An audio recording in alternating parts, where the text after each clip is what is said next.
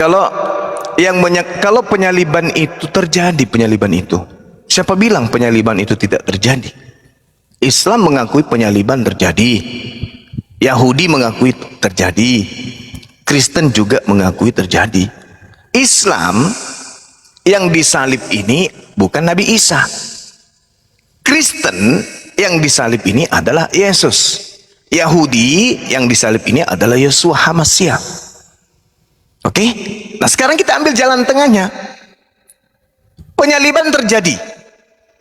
Kalau Islam salah dengan mengatakan orang yang datang kepada Bani Israel adalah seorang nabi, manusia suci, terkemuka, diselamatkan oleh Allah, itu di Islam. Sementara kenapa dia diselamatkan? Karena dia ini nabi, dia rasul, dia manusia suci, yang ketika datang ke tengah-tengah Bani Israel, orang Israel menolaknya.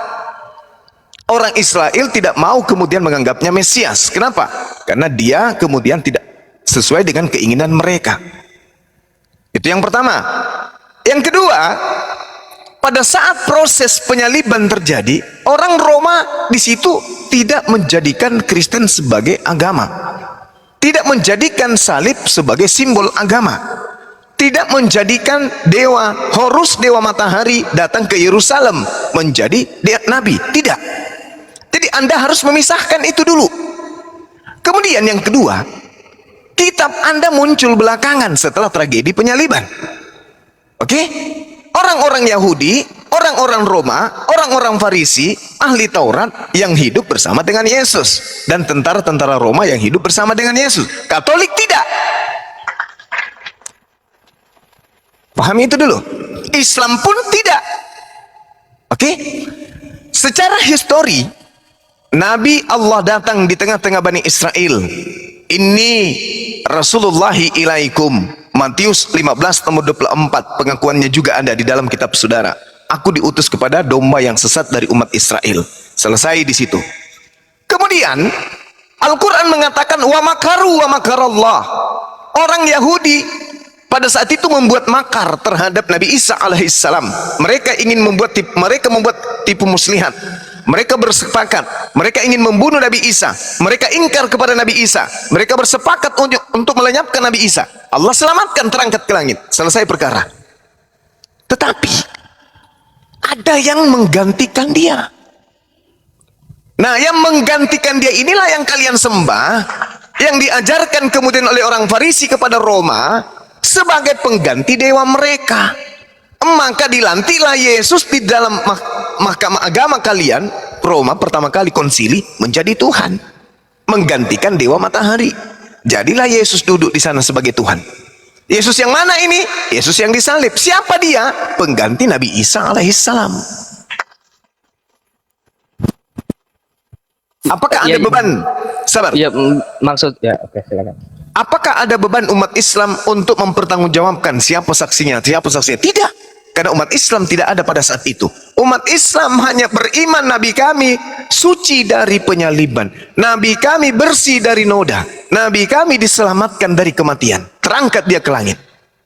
Nah, sekarang Anda buktikan. Buktikan ke kami. Anda yang punya tugas untuk membuktikan bahwa Nabi Tuhan yang suci ini pantas terkutuk. Wajar terkutuk. Wajar mati. Wajar dibunuh dengan alasan 1, 2, 3, 4, 5. Kalau alasan-alasan ini benar-benar masuk ke dalam data-data perjanjian lama, maka kami pun akan mengatakan kemungkinan Anda yang benar. Tapi kalau tidak, berarti Al-Quran kami 100% benar. Silakan Anda buktikan. Anda yang punya tanggung jawab untuk membuktikan.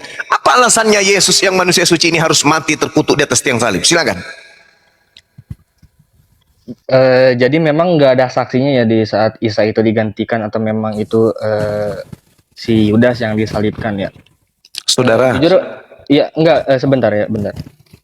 Cuman di sini saya juga ada nubuatan juga memang bahwa Yesus itu memang harus disalibkan di Matius 27:50, lalu Markus 15, sorry bentar, saya buka Alkitab dulu. Oh ya, di Matius 26 ayat 2, Yesus berkata bahwa anak manusia akan disalibkan. Lalu nubuatannya ada di Yesaya 53 ayat 3, lalu di Yesaya 53 ayat 7, di Mazmur 22 Dan 22 ayat 2 sampai 3 akan berseru, Allahku, Allahku, mengapa engkau meninggalkan aku? Lalu digenapkanlah di Matius 27 ayat 46. Di situ sudah jelas nubuatan-nubuatannya bahwa memang akan disalibkan anak manusia. Dan itu saksi-saksinya yang saya sebutkan tadi di Matius, di Markus, dan Lukas, dan Yohanes. Bagaimana mungkin kalau memang itu bukan Yesus, sedangkan saksi-saksi di sana melihat Yesus yang disalibkan, Bang?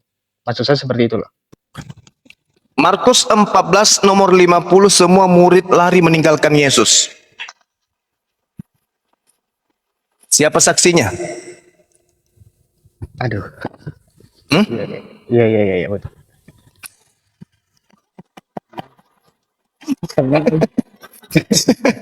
Enggak lagi. Ya, coba lanjut. Siapa saksinya? Ayo. Terus kemudian, silakan.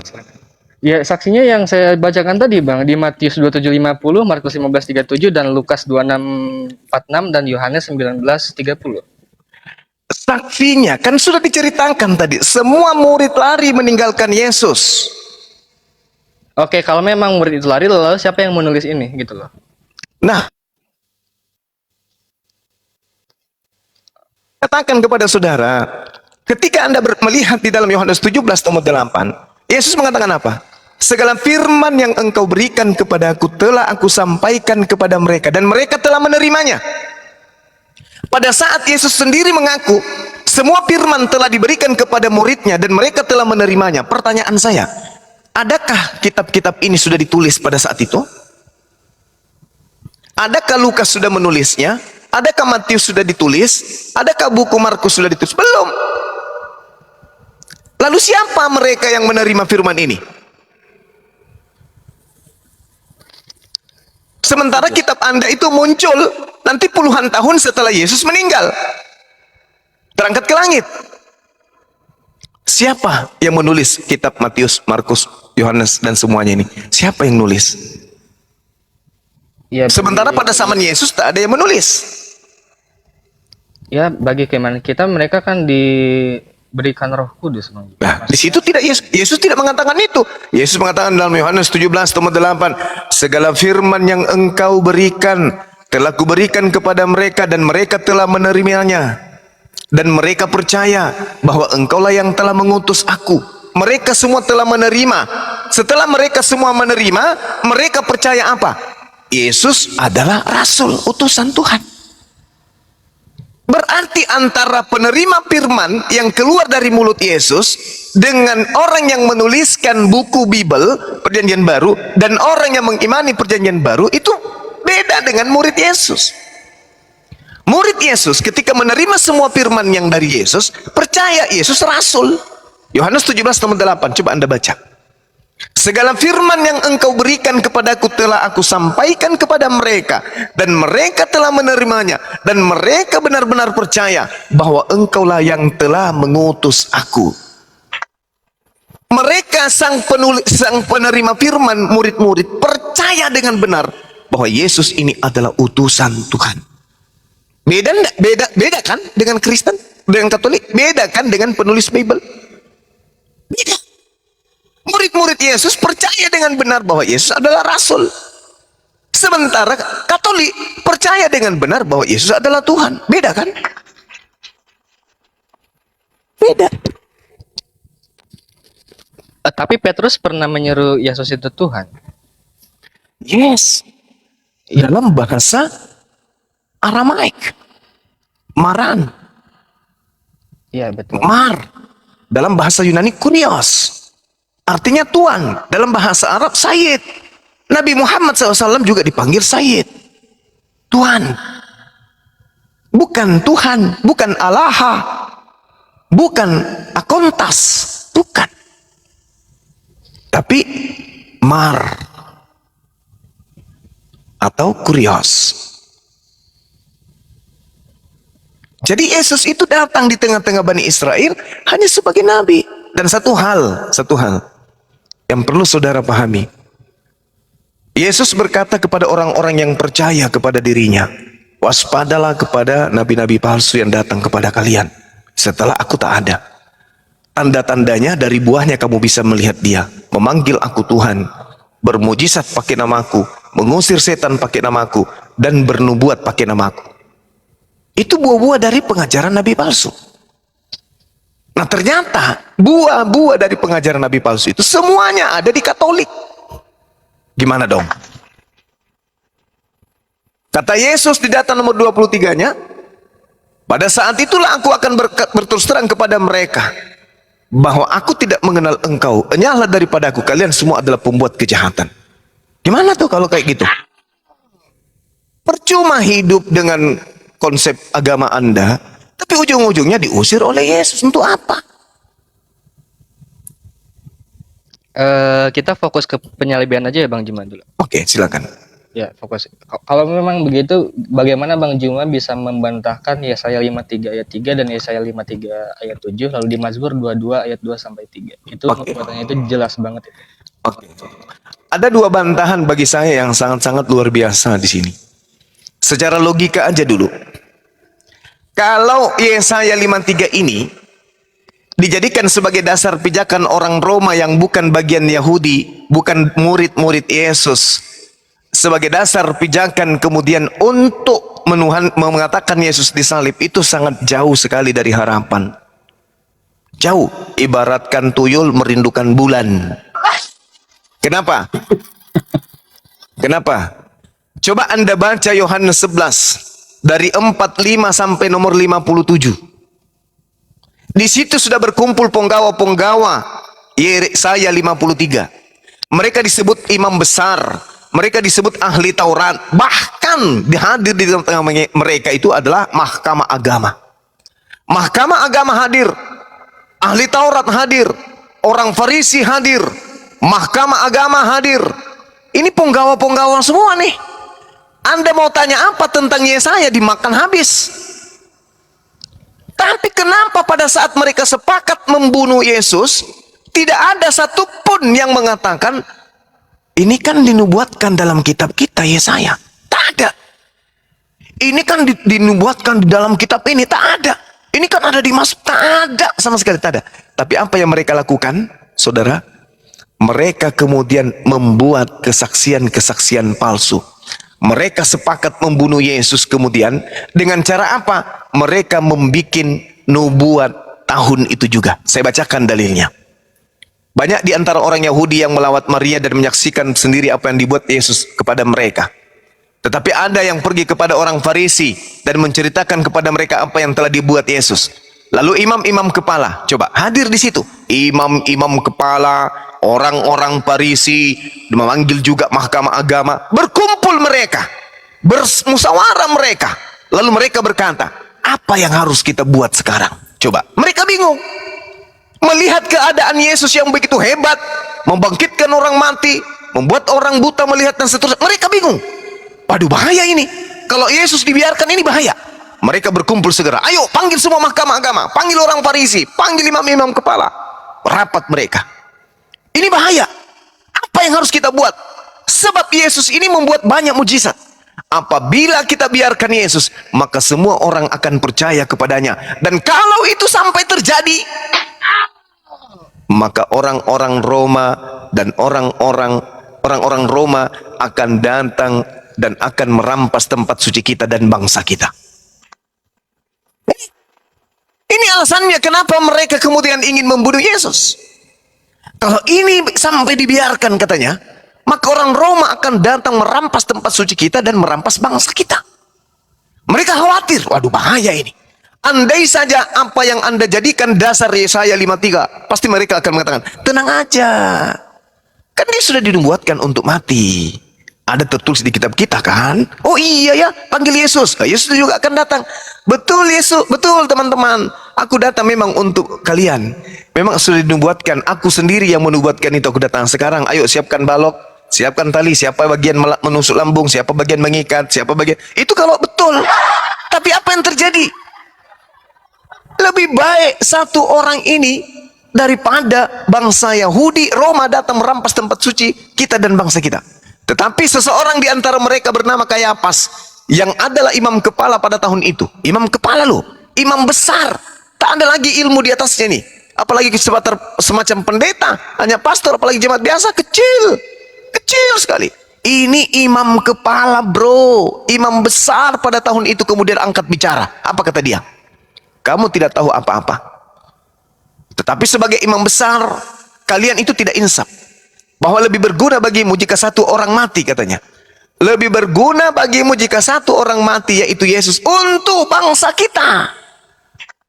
Daripada seluruh bangsa kita ini binasa. Coba. Jadi menurut imam besar, lebih baik satu Yesus mati untuk bangsa kita. Bukan untuk dosa waris, untuk orang Romawi, bukan. Lebih baik Yesus satu orang ini mati untuk bangsa kita daripada seluruh bangsa kita ini binasa. Jadi mulai hari itu kemudian tahun itu, Kayapas membuat nubuat. Di data Yohanes 11 nomor 51, hal itu dikatakannya bukan dari dirinya sendiri, tetapi sebagai imam besar pada tahun itu, dia Kayapas bernubuat. Nah, baru mau bikin nubuat pada tahun itu. Apa nubuatnya? Bahwa Yesus akan mati untuk bangsa ini. Dan bukan hanya untuk bangsa itu saja, tetapi untuk mengumpulkan dan mempersatukan anak-anak Elohim yang sudah bercerai-berai. Maka mulai dari hari itu, mereka sepakat untuk membunuh Yesus. Tidak berguna Yesaya 53 kan? Tidak berguna Mazmur 22 kan? Tidak berguna. Mereka malah membuat nubuat hari itu juga, tahun itu juga, bahwa Yesus harus mati untuk bangsa Yerusalem. Yesus harus mati untuk apa? Membebaskan mereka dari cengkraman Roma. Tidak ada itu. Yang di Katolik itu nanti abad keempat baru muncul ajaran Yesus mati untuk dosa kita, nebus dosa kita, la la la la la la la. Itu muncul di abad keempat. Di abad pertama Yesus mati, disepakati dibunuh untuk membebaskan bangsa Israel dari penjajahan Roma. Dibuatlah nubuatan tahun itu. Bukti bahwa kalian Katolik ini hanya membuat-buat. Oh, ada di Yesaya 53, ada di ini, ada di itu. Lah, kalau itu ada, kenapa imam kepala Mahkamah Agama, orang Farisi, orang Yahudi, ahli Taurat berkumpul, tidak mereka jadikan itu sebagai dasar? Dan kenapa Yesus justru dikatakan begini, data nomor 54-nya? Karena itu Yesus tidak lagi tampil di depan umum di antara orang-orang Yahudi setelah dia tahu dirinya ingin dibunuh. Yesus kemudian pergi di suatu daerah di padang gurun, sembunyi dia. Sembunyi di padang gurun. Di mana dia pergi? Ke sebuah kota yang bernama Efraim, dan disitulah ia tinggal bersama dengan murid-muridnya. Lalu di data selanjutnya, sementara itu mereka mencari Yesus, dan sambil berdiri di bait suci, mereka berkata dari orang ke orang lain, bagaimana pendapatmu? Apakah Yesus akan datang di pesta ini? Sementara imam-imam kepala dan orang-orang Farisi telah memberikan perintah supaya setiap orang yang menemukan Yesus berada di mana, agar memberitahukan supaya Yesus bisa ditangkap. Bedeh. Yesus sembunyi, bro. Berarti nubuatan datang mati untuk menebus dosa orang Katolik itu tidak ada. Itu hanya dibuat-buat belakangan. Ini keadaan yang ada terjadi pada masa itu. Sehingga apa yang terjadi? Coba Anda baca dalam Matius 26 nomor 4. Mereka membuat sepakat untuk membunuh Yesus. Mereka kemudian sepakat untuk membuat saksi-saksi palsu. Matius 26, coba Anda baca secara lengkap, satu perikop. Apa yang diterangkan di sana? Gelasnya kecil sekali, nak. Harusnya pakai ember. Iya, oke. Thank you. Nah, dikatakan di Matius 26:4, dan mereka merundingkan suatu rencana untuk menangkap Yesus dengan tipu muslihat dan membunuh Yesus. Coba. Mereka sepakat kemudian. Mereka berunding suatu rencana untuk menangkap Yesus dengan tipu muslihat dan untuk membunuh Yesus. Artinya kalau ada nubuatan di dalam kitab mereka, ngapain mereka bikin tipu muslihat? Ngapain mereka punya rencana busuk kalau memang sudah ada nubuatan? Karena yang disebut nubuatan berarti Yesus juga tahu. Berarti antara imam kepala Mahkamah Agama, orang Farisi, semua sudah pada tahu. Yesus pun tahu. Berarti harusnya mereka bertemu, salaman, ciuman, cipika-cipiki. Ayo, kapan kita mulai eksekusi? Ayo kumpul, kita pesta. Tuhan kita mau mati hari ini. Ayo, kumpul. Ini malah apa yang terjadi? Mereka berunding untuk bersepakat, berencana untuk menangkap Yesus dengan tipu muslihat agar mereka dapat membunuh Yesus. Di data nomor 59-nya dikatakan apa? 59-nya jelas di situ dikatakan begini. Imam-imam kepala malah seluruh mahkamah agama yang ada di Yerusalem mencari kesaksian palsu terhadap Yesus supaya Yesus dapat dibunuh. Jedar. Kalau ada nubuat, kenapa harus bikin kesaksian palsu? Kalau penyaliban itu adalah satu yang baik, kalau penyaliban itu adalah jalan keselamatan, kalau penyaliban itu adalah hal yang diridai Allah, hal yang ditunjukkan oleh Allah sebagai penebusan dosa untuk mendamaikan dosa manusia, maka kenapa harus ada tipu muslihat? Kenapa harus kemudian ada kesaksian palsu? Kenapa ada kemupakatan untuk merencanakan rencana jahat? Kenapa? Bukankah hal yang baik harus dimulai dengan hal yang baik? Bukankah suatu keselamatan harus dijalankan dengan kebenaran? Tapi ternyata penyaliban dikelilingi oleh hal-hal yang penuh dengan perbuatan-perbuatan setan. Yesus pun berkata dalam Yohanes 6 nomor 70, bukankah aku yang memilih engkau yang 12, namun satu di antaramu adalah iblis. Siapa itu? Yudas. Apa mungkin Yesus yang adalah orang yang dikasihi, inilah anakku yang kukasihi, kepadanya aku berkenan. Bapak yang telah mengasihi aku sebelum dunia ini ada. Bapak yang mengasihi aku, Bapak yang mengutus aku, Bapak yang mengasihi aku, mengasihi. Apa mungkin ketika Tuhan datang memproklamirkan, begitu cintanya Tuhan akan dunia ini sehingga ia menenggurakan anaknya yang tunggal. Barang siapa yang percaya, inilah anakku yang kukasihi, katanya. Apakah mungkin anak yang dikasihi, anak yang disayangi, dengan tipu muslihat, dengan rencana jahat, persekongkolan iblis, pengkhianatan Yudas, dijual dengan murah 30 perak, 30 keping perak? Tuhan izinkan? No, tidak mungkin. Oleh karena itulah Al-Quran datang mengatakan bahwa Nabi Isa tidak mereka bunuh ketika mereka bersepakat membunuh Yesus. Nabi Isa alaihissalam dalam hal ini, mereka berencana kemudian, tetapi ternyata Tuhan membatalkan rencana itu. Mana buktinya? Di Amsal 21 nomor 18, apa kata Tuhan? Ketika mereka berencana membunuh, orang fasik dipakai sebagai tebusan bagi orang yang benar, dan pengkhianat sebagai ganti orang yang jujur. Lalu kita lihat apa yang tertulis di dalam Mazmur 37 kemudian. Deras di sana, tanpa keraguan, Tuhan mengatakan dengan jelas di dalam Mazmur 37 nomor 28. Sebab Tuhan mencintai hukum, dan Tuhan tidak meninggalkan orang yang dikasihinya. Sampai selama-lamanya mereka akan terpelihara. Lalu kemudian data selanjutnya di Mazmur 37 ini, orang fasik mengintai orang yang benar dan berniat membunuhnya, tetapi Tuhan tidak menyerahkan orang benar itu ke dalam tangannya. Tuhan tidak membiarkan dinyatakan terkutuk pada saat dia diadili. Terus Tuhan mengatakan bahwasanya orang-orang benar diselamatkan oleh Tuhan. Tuhan adalah tempat perlindungannya mereka pada saat kesesakan.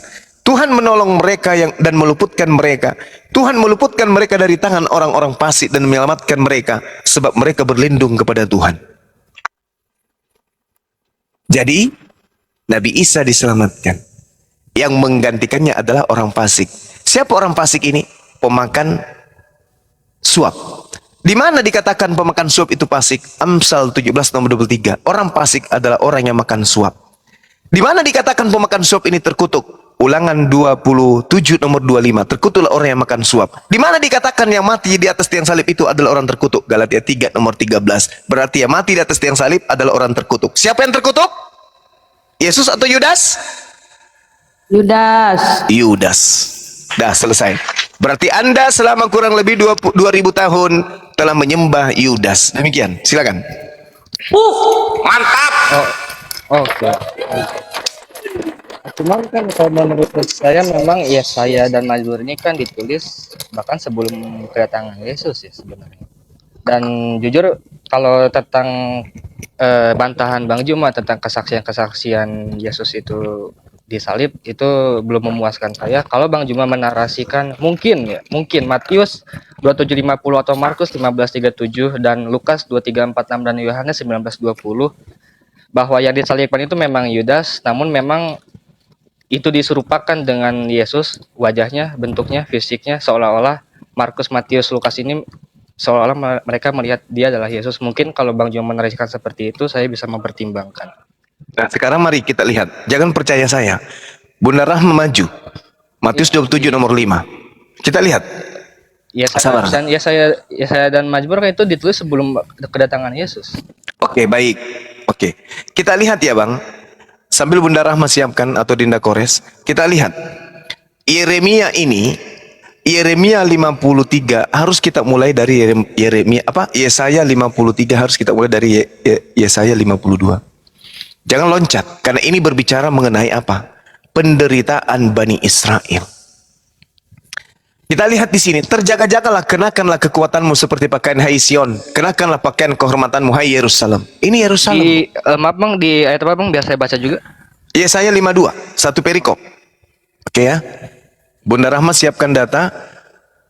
Matius 27 nomor 5. Hai Yerusalem kota kudus, sebab tidak seorang pun yang tak bersunat atau yang najis akan masuk lagi ke dalammu. Ini Kristen udah tertolak duluan di sini. Kristen nggak boleh masuk di sini.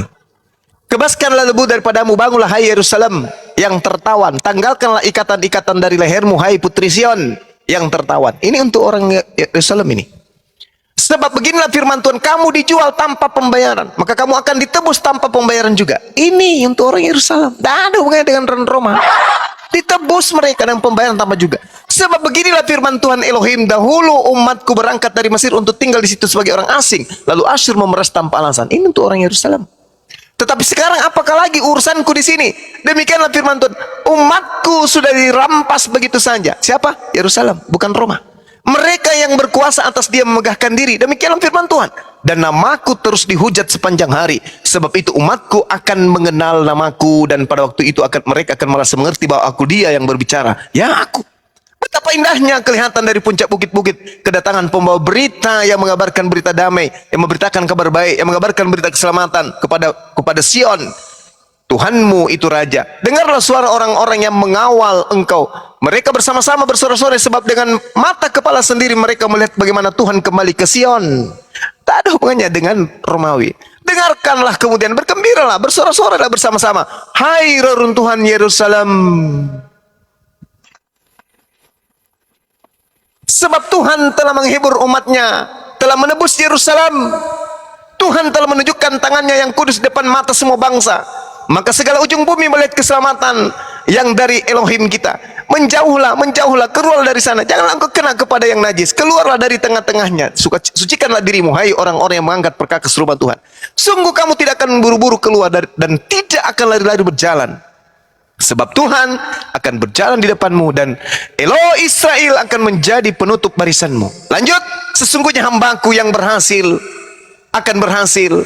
Ia akan ditinggikan, disanjung dan dimuliakan. Udah kena Yesus di sini. Sesungguhnya hambaku akan berhasil, ia akan ditinggikan dan disanjung dan dimuliakan. Ini berbicara mengenai siapa? Yerusalem.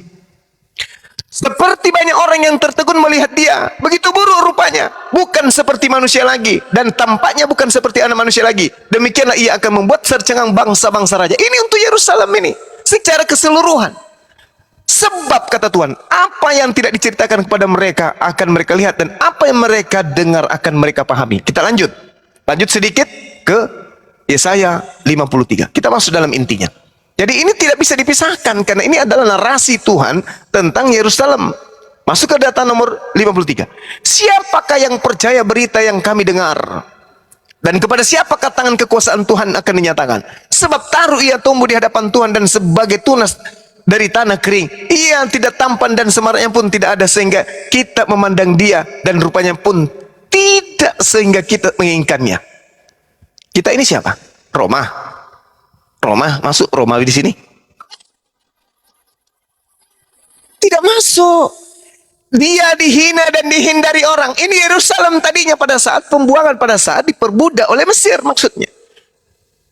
Orang yang penuh kesengsaraan dan yang biasa menderita kesakitan. Ia sangat dihina sehingga orang menutup mukanya terhadap dia. Dan bagi kita pun dia tidak masuk hitungan. Kita ini siapa? Roma? Tidak. Ini untuk Yerusalem. Mereka adalah bangsa yang tadinya diangkat oleh Allah. Ia dihina, dihindari orang. Lalu kemudian dikatakan, tetapi sesungguhnya penyakit kita lah yang ditanggungnya, dan kesesaran kita yang dipikulnya. Ini maksudnya adalah keturunan-keturunan daripada Bani Yakub, di mana nenek moyang mereka tadinya sengsara, kemudian dibawa pembantaian Mesir. Tak ada hubungannya dengan Romawi Kristen, ini nggak ada. Itu satu. Kemudian Anda membawa Mazmur 22. Ketika berbicara mengenai Mazmur 22, di situ diterangkan begini. Gimana? Mazmur 27 bukan 22. Mazmur 27 itu gimana? Apa yang dikatakan di sana? Bentar. Poinnya saja. Apakah ketika berbicara mengenai wajahnya juga atau berbicara? Oh iya, di Mazmur 22 maksudnya ayat 2 sampai 3 yang di situ.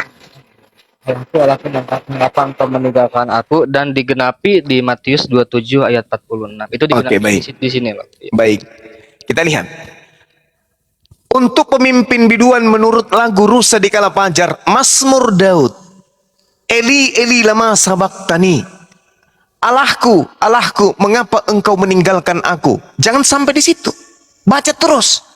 Aku berseru, tetapi engkau tetap jauh dan tidak menolong aku. Ilahku, aku berseru pada waktu siang, tetapi engkau tidak menjawab. Dan pada waktu malam, aku pun berseru. Sejak kapan Yesus berseru di atas tiang salib? Di malam hari.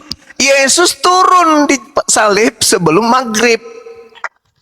Ini cuma akal-akalan gereja Romawi mengambil data ini. Kita lihat ya, saya ulang. Di data nomor 2. Ilahku, ilahku, mengapa engkau meninggalkan aku? Artinya apa? Tuhanku, Tuhanku, mengapa engkau meninggalkan aku? Sekarang kita lihat apa yang tertulis di dalam Mazmur 37. Sebab Tuhan mencintai hukum. Tuhan tidak meninggalkan orang-orang yang dikasihinya. Tuhan tidak meninggalkan orang yang dikasihinya. Inilah anakku yang kukasihi. Berarti Yesus adalah orang yang dikasihi. Berarti Tuhan tidak meninggalkan Yesus. Berarti yang teriak di Mazmur 22 bukan Yesus. Kalau dipaksakan dalam Matius itu berarti yang teriak memanggil Tuhan itu adalah Yudas. Karena Yesus tidak pernah memanggil Bapa dengan panggilan Eli. Eli, Eli, lama. Yesus tidak pernah memanggil Bapa dengan panggilan Eli.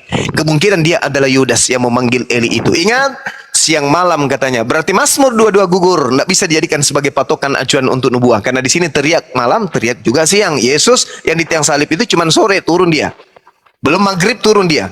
Diambil mayatnya dari tiang. Karena kata Tuhan dalam Ulangan 21, nomor 22 sampai nomor 23, jangan kau biarkan mayatnya orang yang dikutuk oleh Tuhan itu untuk menyentuh tanah yang diberikan Tuhanmu kepada nenek moyangmu sebagai milik pusakamu. Gak boleh. Jadi nggak ada jalan bahwa Yesus yang mati di atas salib. Anda mau lari kemana? Nggak ada. Ini pembuktian yang sangat akurat. Tak ada jalan untuk orang Roma Kristen pertama untuk menjadikan dewa matahari menggantikannya dengan Yesus yang datang kemudian di Yerusalem. Itu tak ada mungkin. Tak mungkin. Jadi kalau Anda menggunakan narasi sehat, logika sehat, keseimbangan akal dan pikiran Anda, saya yakin Anda akan meninggalkan penyembahan terhadap Yudas. Masuk ke Bunda Rahma, boleh?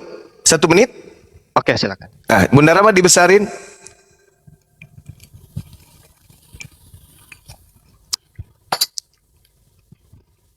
Tuh, Matius 27. Ini Alkitab Sabda. Ini kitab saudara, bukan kitab kami. Coba dibaca catatan fullnya di bawah. Atau dibaca, Bun. Nah, ini ya. Matius 27 tadi ya.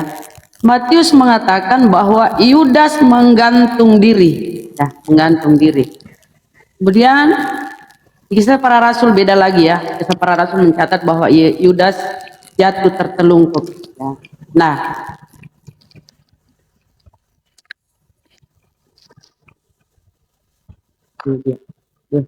menggantung ya, ini nih.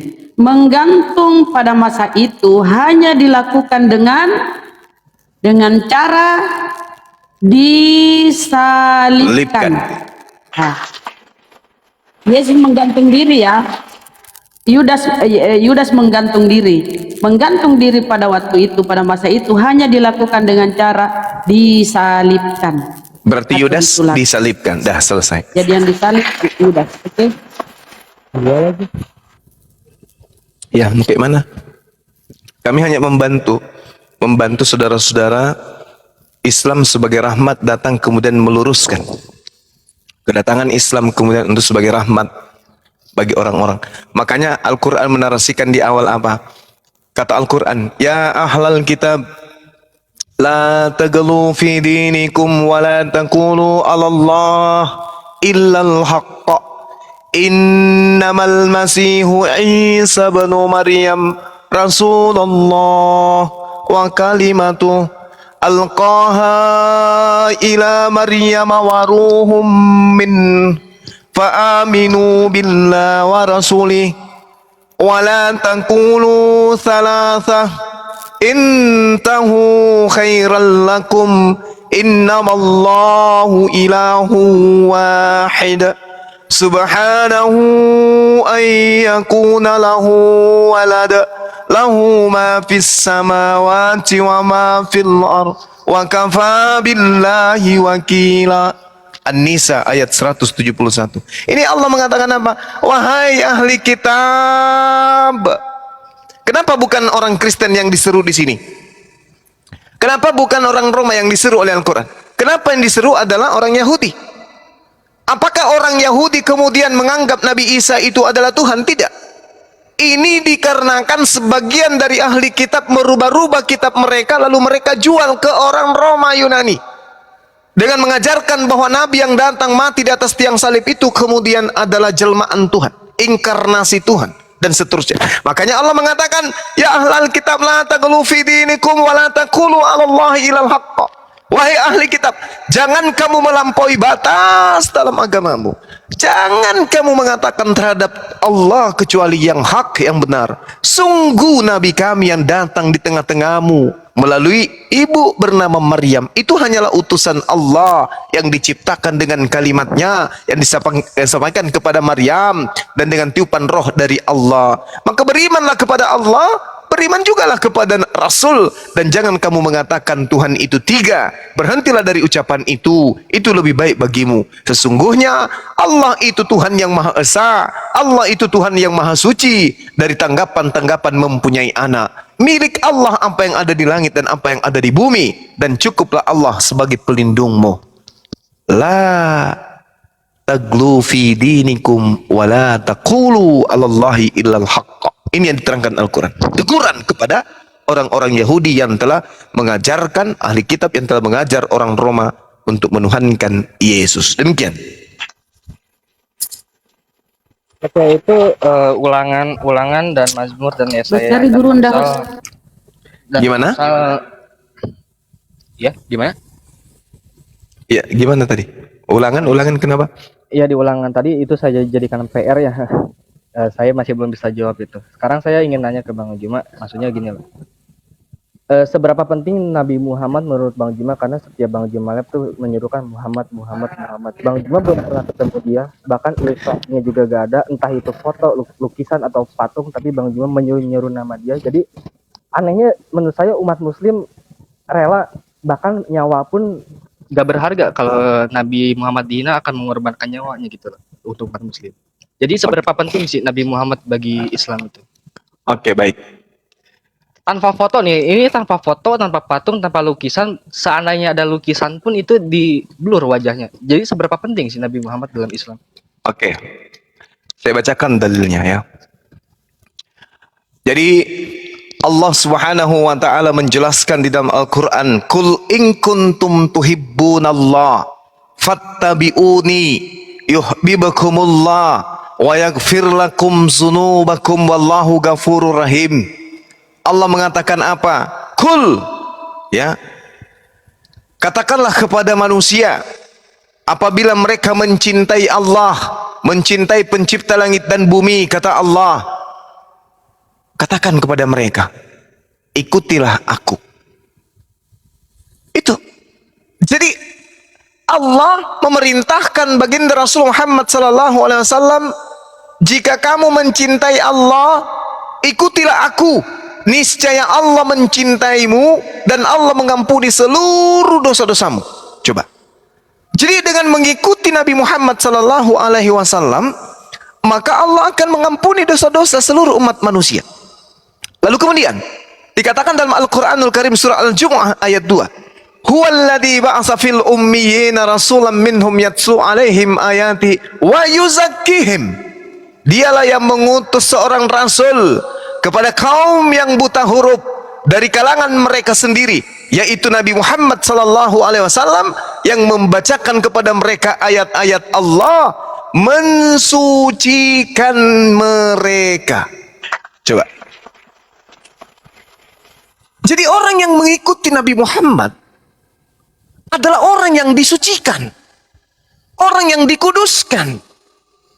Ketika orang dikuduskan, berarti maksudnya kemana orang kudus ini? Ke dalam surga. Kalau dalam konsep kalian, saudara kemudian mengatakan Yesus itu menebus dosa-dosa kalian. Kalau kami tidak. Nabi Muhammad tidak menebus dosa kami, tapi Nabi Muhammad mensucikan kami. Kami nggak butuh tebusan. Biarkan kami bertanggung jawab atas dosa-dosa kami. Kami nggak butuh orang untuk menanggung apa yang kami lakukan. Kami yang menanam, kami yang menanam, kami yang memetik, kami yang melakukan, kami yang bertanggung jawab. Itulah Islam yang benar. Kami nggak butuh ditebus. Kami nggak butuh orang-orang jadi korban. Kami nggak butuh seorang ibu jadi yatim piatu, ditinggal oleh anak sematawayang untuk dosa-dosa orang. Kami tidak butuh. Yang kami butuhkan adalah orang yang mampu mensucikan kami. Ini Al-Quran. Huwallazi ba'atsa fil ummiyina rasulan minhum yatsu 'alaihim ayatihi wa yuzakkihim wa yu'allimuhumul kitaba wal hikmah wa in kanu min qablu lafi dhalalin mubin. Mereka kemudian disucikan dan mengajarkan kepada mereka kitabullah dan hikmah, meskipun sebelumnya mereka benar-benar dalam kesesatan yang nyata. Bagaimana mungkin kami tidak mencintai beliau? Ketika kami punya dosa dalam sehari, dosa kami bisa terhapuskan dengan sholat. Coba. Ketika kami punya dosa dalam seminggu, dosa kami terhapuskan dengan Jumat. Ketika dosa kami ada kami lakukan dalam sebulan, maka terhapuskan dengan puasa Ramadan. Ketika puasa kami ada dalam setahun, maka dosa kami dihapuskan dengan istighfar. Suci kami.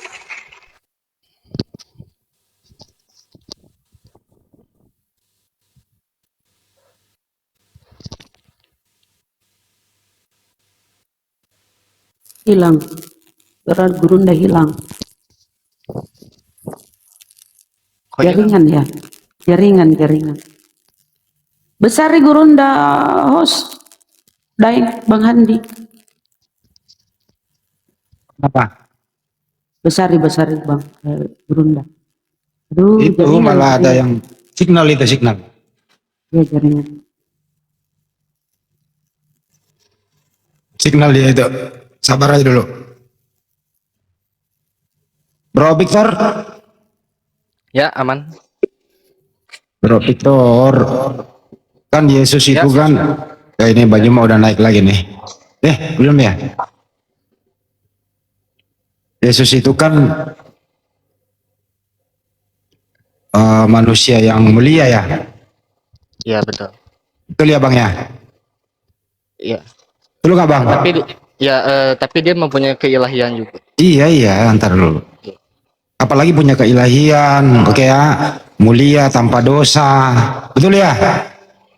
Iya, betul. Oke, menurut Anda bro, yang patut disalib terkutuk itu orang yang punya keilahian menurut Anda, orang suci, tanpa dosa, tanpa cacat begitu? Atau saya kasih pilihan B, yang boleh disalib terkutuk adalah orang fasik, pengkhianat, pemakan suap, dan seterusnya. Menurut Anda, yang manakah yang patut disalib terkutuk di tiang salib? Di antara kedua ciri-ciri tadi, yang mana? Kalau pada tradisi hukuman yang pantas disalibkan adalah orang yang fasik, cuman Yesus disalib sudah menjadi ketentuan. Nah, ini baru mantap.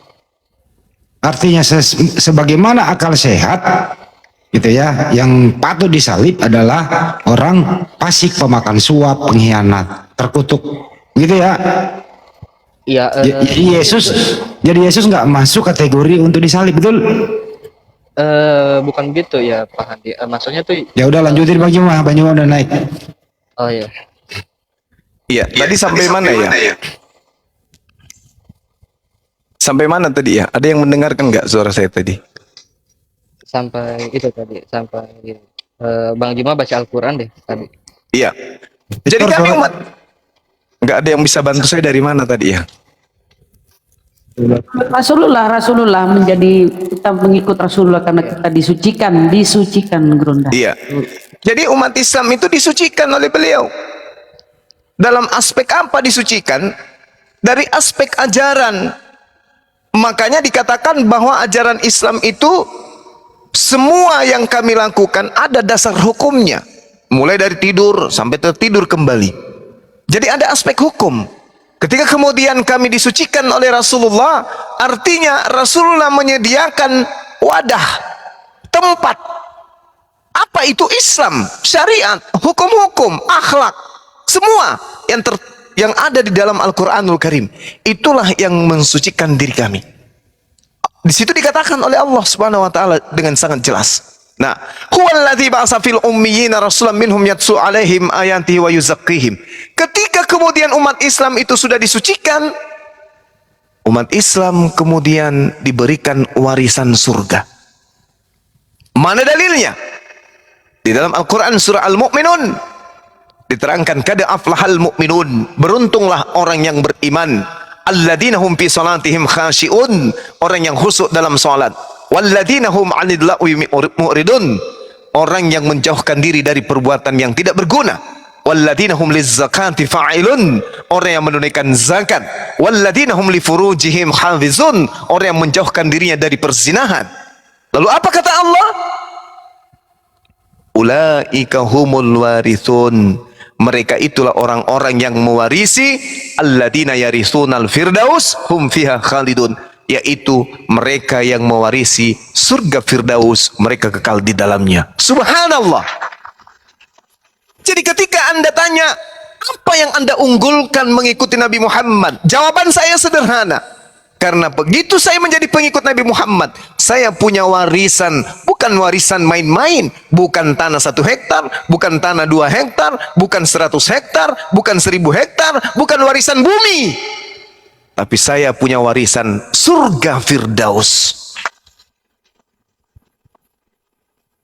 Oke, Mungkin. kalau Silakan. saya agak menarik ya tentang ajaran Islam. Menurut saya Islam tuh memang dilingkup dalam hidup penuh aturan, bahkan hal-hal yang sepele pun ada dalam aturan, seperti kayak makan nggak boleh pakai tangan kiri, makan nggak boleh Kecil lagi suaranya bro tadi. Iya kecil banget, dari Victor kecil banget suaranya. cek. Mantap. Sekarang ya. Bagus. Ya, saya juga agak tertarik ya mengikuti tentang peraturan di Islam, karena Islam menurut saya seperti menyangkup seluruh aspek kehidupan, dari hal yang sepele sekalipun itu diatur dalam ajaran Islam. Seperti yang saya ketahui, yang misalkan makan nggak boleh pakai tangan kanan, bahkan mohon maaf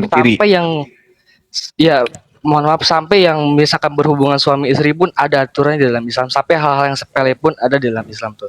Jadi ini saya akan nanya ke Bang Juma, ini mohon maaf banget, bukan saya maksudnya menghina, bukan maksudnya saya menghujat.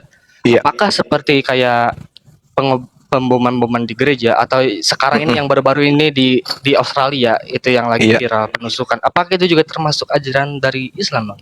Oh enggak, sama sekali enggak. Itu justru bertentangan dengan ajaran agama Islam. Enggak boleh. Islam itu enggak boleh melakukan pembunuhan. Di Islam diajarkan di dalam surah Al-Maidah ayat 32, Allah Subhanahu wa taala menjelaskan kemudian dengan sangat rinci di sana. Apa yang difirmankan oleh Allah? Di situ jelas Allah menegaskan kemudian, annahu man qatala nafsan bighairi nafsin aw fasadi fil ard faka'annama qatala nas jami'an wa man ahyaha faka'annama ahya nas jami'an. Apa kata Allah? barang siapa membunuh satu manusia, bukan karena orang itu membunuh orang lain, atau bukan karena berbuat kerusakan di atas muka bumi, maka seakan-akan orang tersebut telah membunuh seluruh umat manusia. Dan barang siapa memelihara kehidupan satu manusia saja, maka dia seakan-akan telah memelihara kehidupan seluruh umat manusia. Gak boleh. Gak boleh. Jangan. Ini saya mohon maaf ya, bukan maksudnya saya Iya, nggak apa-apa. menghujat ya. Iya. Gak masalah. Iya. Ya, kalau tanggapan saya memang mungkin kita gak boleh menyalahkan agamanya, tapi menyalahkan orangnya. Orangnya, Saya oknumnya. Iya, saya akan sebutan bahwa orang Kristen yang lebih banyak membunuh di muka bumi ini. Karena Ya, itu kalau betul. Betul itu. Iya, saya mengakui itu. Kalau kita dilihat dalam sejarah, yang mulai Perang Dunia Pertama dan Kedua itu bukan Islam. Yang membantai suku aborigin di Australia itu bukan Islam. Yang membantai suku Indian di Amerika Utara itu bukan Islam. Yang menjajah Indonesia selama 350 tahun itu bukan Islam. Yang membantai Yahudi di Jerman saat Perang Dunia Kedua itu bukan Islam, itu Adolf Hitler. Sekarang Joe Biden mendanai genosida. Apakah saya menyalahkan agamanya Joe Biden? Yang menginvasi Irak, jutaan rakyat Irak kelaparan itu bukan Islam. Jadi saya katakan sebenarnya yang paling banyak membunuh itu adalah orang yang beragama Kristen. Saya katakan itu benar. Apakah saya menyalahkan agamanya? Saya salahkan itu orangnya. Oh bang, itu mah jangan bawa agama, itu politik ya. Terus agama mereka apa? Agama Belanda yang menjajah Indonesia itu apa? Saya katakan seperti itu. Yang lebih banyak membunuh itu adalah orang yang beragama Kristen, menurut saya pribadi. Ya saya gak peduli saya dihujat atau gimana ya. Oke Bang Juma, mungkin segitu aja dari saya. Oh ya, kalau ada Kristen yang naik, ini saya akan membuang doktrin, saya akan membuang dogma. Nanti kalau ada yang Kristen yang naik, saya titip pertanyaan. Karena saya nanyakan ini kepada pastor saya gak berani. Jadi pertanyaan saya adalah, apakah iblis ini berjasa atau berdosa dalam proses penyaliban Yesus? Karena apa? Kalau bukan iblis menghasut Yudas, Yudas tidak akan membocorkan persembunyian Yesus. Betul. Kalau bukan Yudas membocorkan persembunyian Yesus, Yesus tidak akan diserahkan kepada Kayafas. Kalau bukan diserahkan kepada Kayafas, Yesus tidak akan dieksekusi oleh tentara Romawi. Jadi di sini ada peran iblis di sini. Oh, itu sudah menjadi ketetapan Allah. Berarti Allah bersekongkol dengan iblis di sini. Itu pertanyaan saya yang belum. Itu pertanyaan saya ya. Apakah iblis ini berjasa atau berdosa? Karena di sini faktor utamanya adalah peran utamanya adalah iblis. Kalau iblis gak menghasut Yudas, proses penyaliban nggak akan terjadi bagi saya. Mantap. Ini saya mau nanya, cerdas. ini saya mau nanyakan ke pastor saya berani. Saya pernah nanyakan ke Komag Kristen, malah saya disangka Muslim yang menyamar. Jadi seperti itu. Jadi seperti itu saja dari saya, Bang Juma. Oke, thank you. Iya, sebelum turun, ini gue nanya secara jujur ke Victor. Victor ada kepikiran masuk Islam? Nggak ada sih. Lagi lanjut. belajar, sambil belajar ya Bang ya. Iya, saya masih mencari kebenarannya, masih membanding-bandingkan agama dulu. Gitu aja sih bagi saya. Iya, Ya, silakan. bila aja Bang Jima, mohon maaf kalau saya Ya, makasih. Ya, Tapi terakhir sama-sama. Bang Fitro, Anda keren, Anda jujur, Anda sopan, Anda santuy, pergunakan akal sehat. Sampai jumpa lagi, ya, bro. ya, sampai jumpa. Ya, Tuhannya Yesus memberkati. Ya Tuhan Yesus. Ya, maaf.